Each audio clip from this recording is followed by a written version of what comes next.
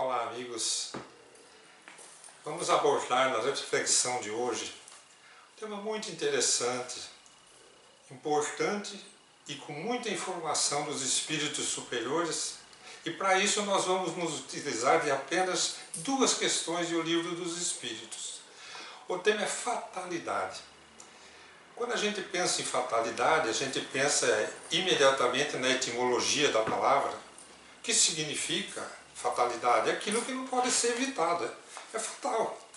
Vai acontecer, não tem como não acontecer. Quer dizer, você, de qualquer momento da sua vida, à medida que você entra em determinada situação de risco, a chance daquilo ocorrer é muito grande. E outras são 100%, isso chama-se fatalidade, vai ocorrer. Então nós vamos abordar a questão que Allan Kardec propõe, que é muito mais ampla. Na questão 851 do Livro dos Espíritos, na Lei de Liberdade, Allan Kardec pergunta aos espíritos superiores se todos os momentos da nossa vida estão ligados a uma fatalidade, como se fosse um maktub, né? Uma crença, está tudo escrito. E os espíritos superiores, eles têm duas respostas. Uma na questão 851 e outra na questão 853, e são distintas e tão importantes, uma quanto a outra, para a nossa reflexão. Na questão 851 pergunta Allan Kardec, então, tudo que nos acontece é inevitável? E os espíritos respondem, inevitável unicamente está aquilo que você escolheu como prova para a sua vida, para a sua encarnação. Então eles dizem assim, a fatalidade está unicamente na escolha da prova feita pelo indivíduo para passar durante a sua existência. Aí dizem os espíritos superiores, uma vez que você escolheu aquela prova, que é necessária a sua libertação, é necessário o seu crescimento espiritual, é necessário os seus créditos morais, você criou um destino para você. Então você tem que se encontrar com aquele momento. É um momento determinado para a tua evolução. Então não encontrar é não dar conta de uma programação. Então ali está a fatalidade, nessa programação. Isso na questão 851. Já na questão 853, os espíritos falam de outra maneira. Quando Allan Kardec pergunta sobre a fatalidade, ainda sobre o tema, eles dizem assim, no verdadeiro sentido da palavra, quer dizer, o que é fatal na Terra? Só um instante da morte. Eles estão falando de um outro tema dentro do tema fatalidade. Por que só um instante da morte? E a programação? Porque a programação é uma fatalidade individual. Nós escolhemos ou somos compelidos a escolher, ou somos induzidos a escolher uma prova que se torna um destino para a nossa vida, encontramos-nos com essa prova, passamos por essa prova, é individual. A pessoa dentro da minha casa não vai passar por essa prova, sou eu quem vou passar. Então essa é individual, mas quando eles respondem na questão 853, só um instante da morte isso é para todo mundo.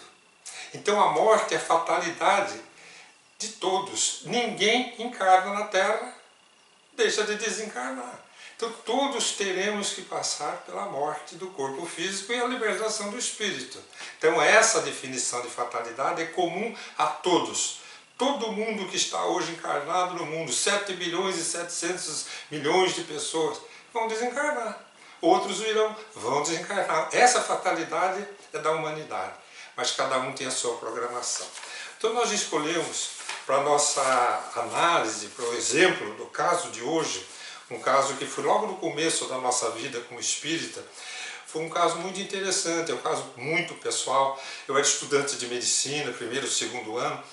Naquela época, os 2 primeiros anos de universidade na área clínica, na área médica, na área veterinária, na área de odonto, todas as matérias são as mesmas, os professores são os mesmos, a gente estudava junto, fazíamos muitas amizades em comum, e era muito gostoso. A partir do 3º ano, cada turma vai para o seu lado, a odontologia para um lado, a veterinária para o outro, a medicina para o outro.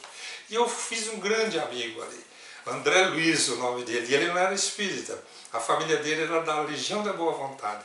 Uma pessoa de uma espontaneidade, uma alegria, uma bondade, uma pessoa extremamente versátil, muito inteligente, e acabamos nos encontrando ainda na época de estudante naqueles projetos de universidade que existia aqui na Universidade Estadual de Londrina. Tinha o campus avançado no Ceará e tinha o projeto Rondon, que era conhecido, aqui no Paraná, nas cidadezinhas do interior, né? Nós fomos para Quitandinha, ficamos 2, 3 semanas juntos, fortalecemos o nosso laço de amizade. Voltei a me encontrar com o André, depois de formado, eu já casado, ele casado. Eu tive um problema dentário, me recordei dele, não foi por acaso. Estive no seu consultório, matando a saudade, conversamos muito.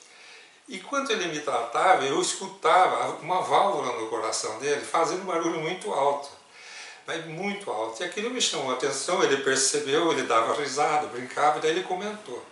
Eu estava caminhando aqui no parque de caminhada em Londrina com a minha esposa, um dia senti que descompassou meu coração. Veja bem, fatalidade da vida dele, quer dizer, era a programação para a qual ele tinha se preparado.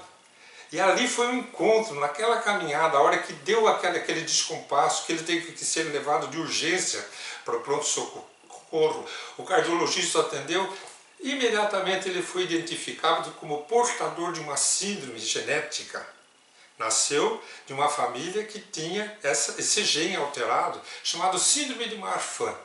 A síndrome de Marfan tem algumas alterações e a mais característica se dá exatamente na artéria aorta, a maior artéria do corpo humano, dentro das camadas da artéria, são 3 camadas ou mais, uma delas fica muito frágil e quando ela rompe, ela desfaz. E a gente chama isso de dissecção da aorta. A hora que disseca a aorta, ela abre, para de funcionar. E a pessoa vai morrendo para o hospital.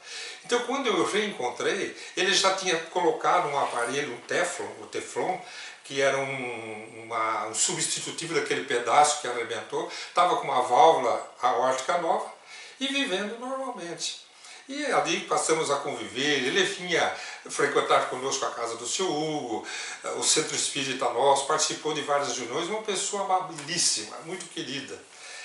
Um dia me ligam, 7 da noite, já tinha anoitecido, era 7 e pouquinho da noite, dizendo que o André tinha tido outro choque, quer dizer, tinha dissecado mais um tanto da aorta dele, que ele estava na UTI desenganado. Família em prantos. Saí da minha casa, fui para o hospital evangélico, na frente do hospital tinha uma muretinha, estavam 8, 9 pessoas da família, angustiadíssimos, aflitos, desesperados. A esposa, o pai, a mãe, todo mundo lá.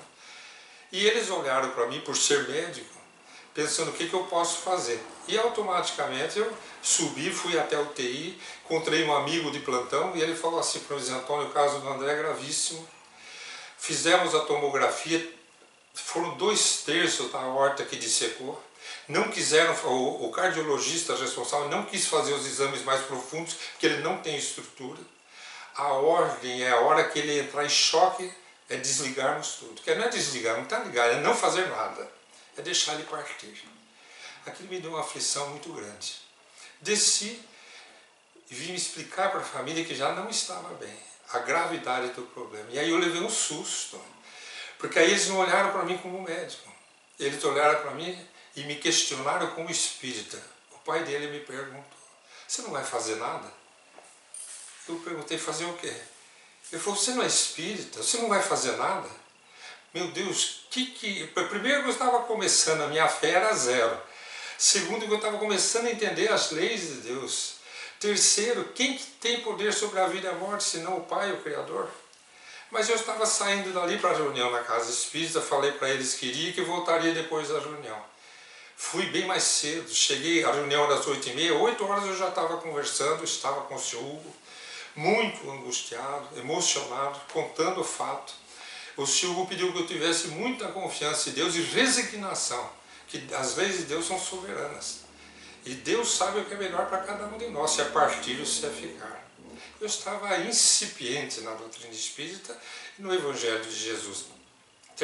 Durante a reunião espírita, seu Hugo recebeu uma mensagem de um benfeitor de alta hierarquia falando da fé e da resignação. da fé e da resignação. Quer dizer, tem que crer, mas tem que se resignar. Então como que eu vou levar uma mensagem para a família? Foi a que eu levei. Cheguei lá, eu trago uma mensagem da Casa Espírita. Eles já intercederam, a espiritualidade superior está em pleno trabalho pelo André, mas nós temos que confiar que Deus sabe o que é melhor e sermos resignados à vontade do Pai. Mas disse isso, juro para vocês, gente, de boca para fora, porque dentro de mim eu estava muito sofrido. Subi, fui até o UTI, já era outro UTIsta, mais amigo meu, mais da minha época. Perguntei para ele como é que estão as coisas. Ele passava a mão no queixo e dizia assim, falou, olha Zé Antônio, uns 40 minutos atrás o André chocou. E quando ele chocou, a ordem é não fazer nada. Eu falei, eu vou fazer uma atropina. Fiz uma atropina endovenosa. Ele estabilizou, de lá para cá só está melhorando o estado vital, mas ele não tem como viver. Ele falou desse jeito. O André ficou 44 dias internado, ninguém fez nada de cirurgia, nada para não mexer. E ele, segundo a ciência daquela época, se curou espontaneamente. Aí entram dois raciocínios. Fatalidade. A fatalidade com o raciocínio. Quando chegou a hora da morte, então na questão 853, chegou a hora da morte. Aí Allan Kardec na letra A, em seguida, na mesma questão, e se não chegou a hora da morte? Não haverá morte. Então, duas questões. Ou nós estávamos diante de uma fatalidade sem a necessidade da desencarnação, ou nós estávamos entrando em uma outra lei divina, que é a lei da misericórdia e do amor do Pai, chamada moratória. É dizer, você receber uma dádiva de Deus, mais um tempo de vida na Terra, sendo que tinha chegado a sua hora de partir. Então nós vamos estudar o tema moratória na próxima reflexão, em seguida. Mas hoje eu vou concluir essa história do André. André viveu 6 anos mais conosco, porque o caso dele tinha uma programação determinada. Era para desencarnar ou teve moratória, ou não era para desencarnar e não desencarnou, mas a família mudou muito. O que aconteceu ali favoreceu muita gente, não só o André, não só a mim, mas a família dele se transformou em função dessa luz que receberam, dessa graça, dessa bênção que receberam. E um dia eu estava no interior de São Paulo visitando minha família e recebi a notícia que ele tinha desencarnado. Ele teve a terceira rompimento da artéria aorta e nesse rompimento ele foi embora. E voltei e fui procurar a família, fomos visitar a família, a esposa, tudo, e ela contou para nós um fato muito interessante. Ela falou, olha Antônio, veja que curioso, 2 dias antes ou 3 dele desencarnar, o André teve um fenômeno espiritual dos mais profundos. Ele tomava muito remédio. Ele acordou de madrugada, 1 hora, com o despertador relógio, foi em cima da geladeira, ele contou para ela. Pegou a aminofilina dele, tomou a aminofilina, e quando ele voltou para dormir, o corpo dele estava lá, ele tinha saído do corpo.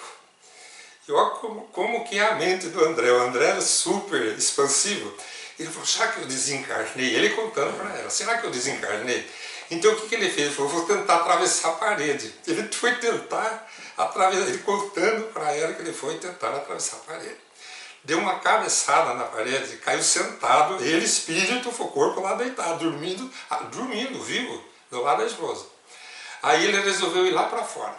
Teve que abrir porta, fechar a porta, como se tivesse encarnado. Foi lá no jardim que tinha na frente da casa, subiu na moradinha e falou, vou tentar voar. Olha a cabeça do André.